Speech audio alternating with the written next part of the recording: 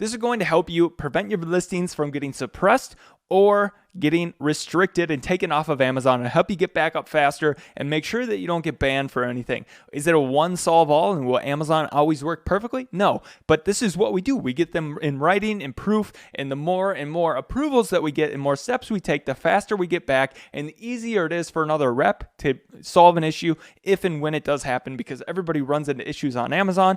But if you already have in writing from them, it definitely helps. I hope you guys enjoy this. All right, you guys, so the rules are always changing on Amazon, and they're not always clear about things. So sometimes your listings will get randomly suppressed or suspended if it gets marked as not having a certification or not safe, or for some other reason, or a listing change happens or whatnot. So you want to make sure that you get in writing ahead of time some confirmation that you can, one, list the product, and then two, that you're not doing anything wrong, and then you have that documentation. So let's say a hijacker changed something and it gets taken down, then you say, hey, no, that got changed, and it was good before, versus like having to go through this long process. So we're going to be telling you, one, make sure you can list the product.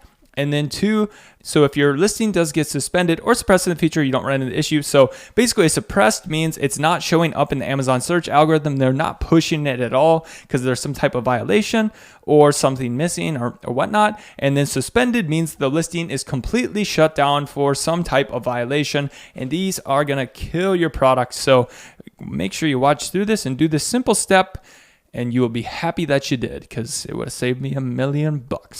So what you're going to do is, let's say we're going to look for a horse mask, okay? All right, that guy right there.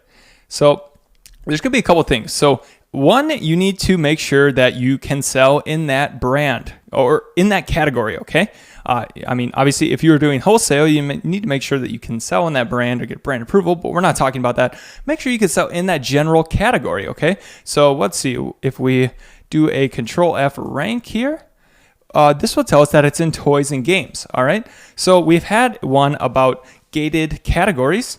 So go watch that video if you're not sure, but toys and games, I'm pretty sure they have a restriction in, what is it? It's the holiday season. They have a restriction for new sellers, or there's some type. So if you guys go look that up, but make sure you look at all the restrictions and the brand gating so that you don't run into any of these issues. Now, assuming that we had, let's say we wanted to source a horse mask, okay? So one, you could just make a listing and start to do it, but guess what? Maybe you didn't look at the restricted page too much. So if we look up like restricted products on Amazon, so we do this and go here, maybe we're selling something that looks really good. We don't really see it on here, but we're not 100% sure. Or like this for, where's the solar eclipse glasses? So essentially what happened to me was solar eclipse glasses weren't on here anywhere, okay? I knew that I needed a certification, and I got that certification preemptively. Other people did not, okay? And I made about $1 million. I can't even count. I would have made no dollar bills if I did not do this and actually get the certification ahead of time. But if I had not gotten the certification, I would have been able to, by doing this process, at least had some defense from Amazon recharging, because they recharged every single person that didn't have a certification. So not only did people return their products, they had to pay for the actual products themselves. They then also had to refund all that money to the customers. There's a lot of bankruptcies that happened, and I avoided it because I had my certifications. Now, I would have made $1 million or $2 million more had I have done this. All right. So we're not sure. It's not on here, but there's a certification or something, and we want to make sure. All right, are there any restrictions on this product? All right, so essentially what we're going to do is ask, are there any restrictions, or are there any certifications or requirements that are needed to sell this? And we're going to go and ask seller support directly. We want documented proof before we actually even make the product listing, because it would be a shame to make a product listing and to get in trouble because it's in our account, okay? This right here is the strategy, and this could have made me an extra $1 to $2 million if I just would have done this, okay? Make a website. I had the website. create your product listing there, okay? So whatever you want it to be like, you're gonna make that, but most importantly, you're gonna have the UPC code, okay? So you're gonna show and get your product. It doesn't need to be exactly like, because you might not have the product yet, but make one, okay? Just make one on your website and put a UPC there, and then have that, okay? And you're gonna ask, hey, I have this product on our website, and here's the UPC code. We would like to list it on Amazon, all right? And then we're gonna ask, are there any restrictions for selling this type of product? Give similar SKUs or ASINs on Amazon, and then say, you know, here are similar products to ours that we found on the Amazon catalog currently. We don't want to get in trouble. Are there any certifications necessary? Are there any product restrictions or rules? So then essentially asking if you are allowed to create a listing for this UPC shown on your website, and they'll probably give you the grace, or they'll give you a warning, which will be nice.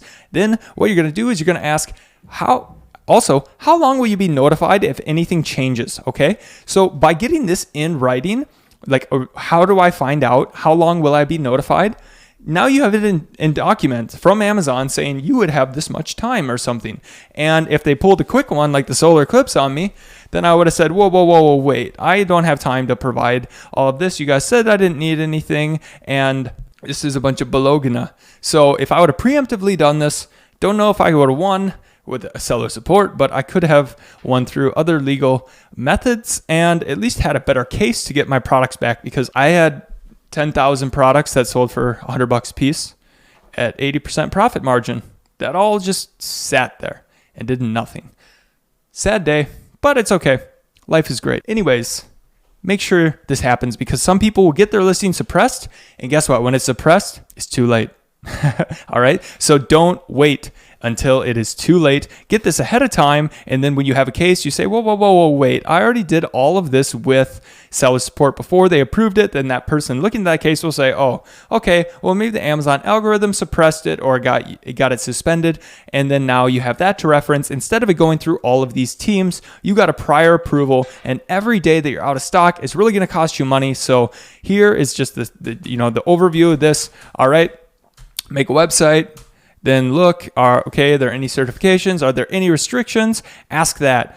And, make sure that UPC matches and everything, and then ask for notifications of when things will change. And this should give you some form of protection or documentation of, hey, I was following the rules.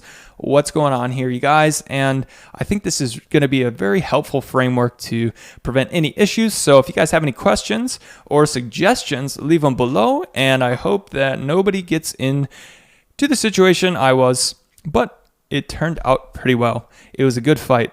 It was worth it. And I have zero regrets, except that I did not buy more solar eclipse glasses. And on to the next video.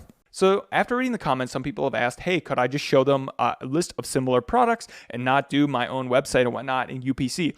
Could you? Yes. But is it as powerful? No. Because if you have an exact UPC example, an exact website, even a screenshot of it on that date and then written in date, it's going to be much easier than, because they could be like, well, this product is not the same as those ones. So generally, definitely going to be more powerful to actually have the website. It's not that hard to make a website. You can do it for really, really cheap and really fast. We have videos on that in the course, so make sure to do that. And hope that you guys don't run into this issue. But if it does happen, you guys know how to deal with it now.